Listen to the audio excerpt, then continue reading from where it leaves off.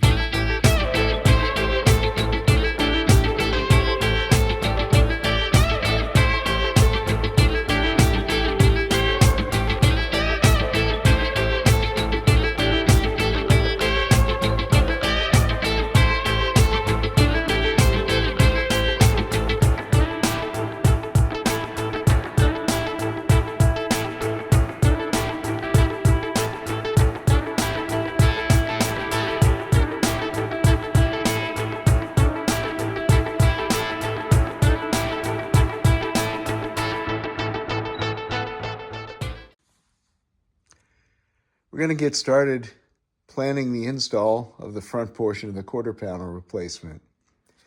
There are some mitigating factors here, though. Allow me to explain. When I first started working on this car, 25, 30 years ago, I only had access to the front and the passenger side. It was packed into a garage pretty tightly, and that's what I was able to get to at the time and didn't have a whole lot of time to work on it. So aside from doing the drivetrain and the front clip, those are replacement fenders, by the way. They're off another vehicle because mine were just totally shot. I'll cover that in another discussion. In any case, I put on a quarter panel. I'm sorry, I put on a rocker panel. Wish I put on a quarter panel. And very few patches were available at the time. For example, this down here, this was what was available for the rear portion of the quarter.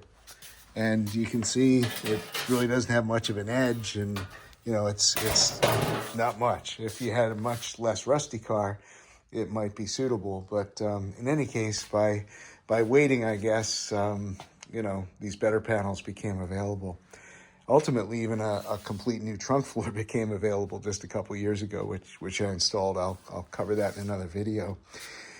In any case, I started working on the passenger side of the car, and I cut out what was left of the inner rocker. I put on that rocker panel, which of course was commercially available, and it's actually a nice piece. And the floors weren't too bad, but I did need to put a few sections in, pieces I made with a bead roller. So other than the edges here, these screws are sticking up, retaining the inner rocker at this time. Other than the edges of the floor is in mostly good shape, especially in the center or where the feet would go, where they most typically rust out. The body mounts, on the other hand, most of those are shot. So in any case, what I did is I realized as I was lining the car up for the trunk floor that things weren't lined up all that well, and I had to actually cut that patch, cut a relief in that patch that I put in previously, and I'll actually be cutting that out and completely replacing it. Having said that, though, if I knew then what I know now, and I'll put a good video for this in the link. EMS, the company that makes these panels here, they have a great video on how to tackle a rusty piece of junk like this. And the crux of it is you start on the back and you line everything up at the back, and then you work your way forward, and actually you do the floor last because the floor is the easiest to manipulate if things don't quite line up. So to that end, I actually unwelded where I had installed the rocker, and up here and such, I drilled out the rosette or plug welds that I had done. So the rocker is really mostly uninstalled to give me the flexibility I need on this side to get everything in alignment. So let's take a look at some of these pieces over here. This is a filler panel, which on two-door sedans goes inside here at the same level as the floor, and I believe what it does is it helps maintain the shape of the quarter. I've fabricated a piece years ago, and that's just loosely sitting in here. The the rearmost body bracket, you'll notice is conspicuously absent. The inner portion on top of the frame or on the mount on the inside of the frame is still there and is still good. So the car isn't sagged down on the frame as badly as one might think, because 2 out of the 4 body mounts on this side were still solid. This is the remains of the rearmost number 4 body mount. And of course, by waiting, nice things like this became available.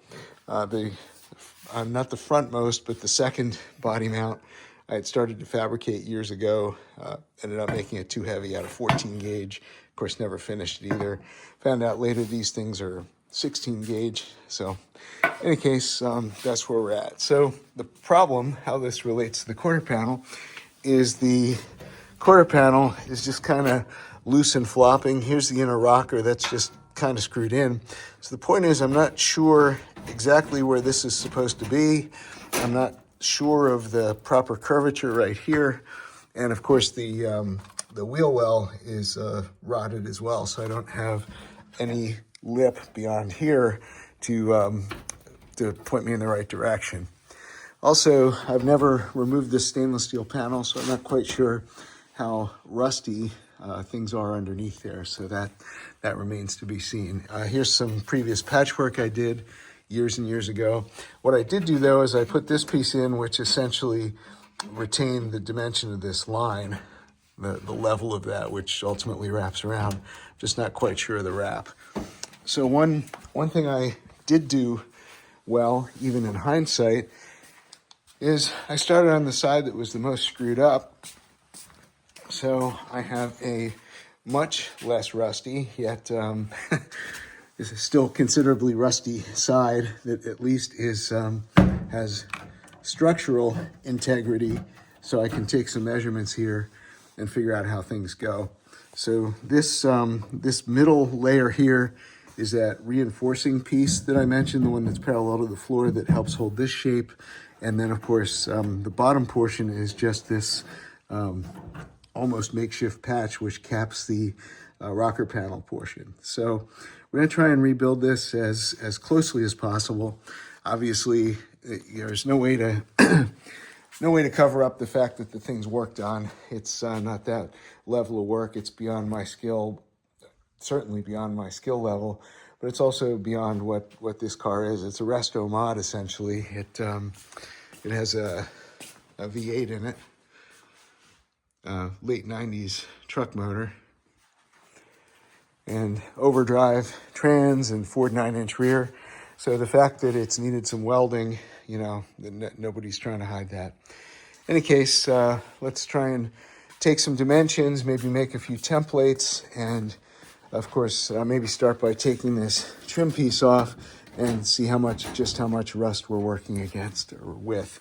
One other minor point, the original panel has these louvers cut in, I guess, to drain water and keep everything breathable.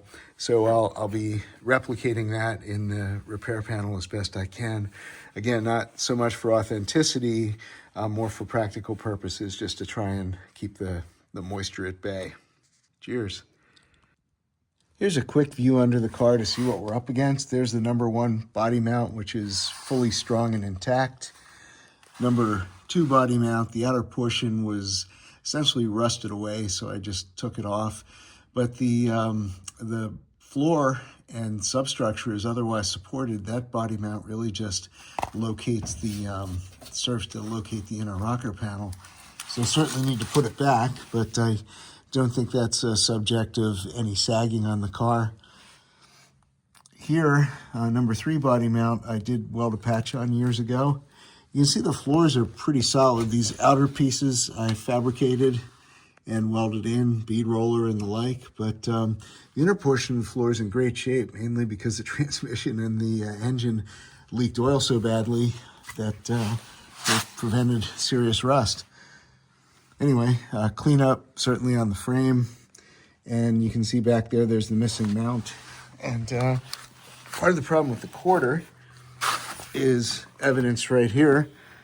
You know how what exactly is right. So obviously the fender skirt helps orient how far in that goes, and I'll take some measurements from the other side. Here I welded up these large rectangular holes for the trim clip.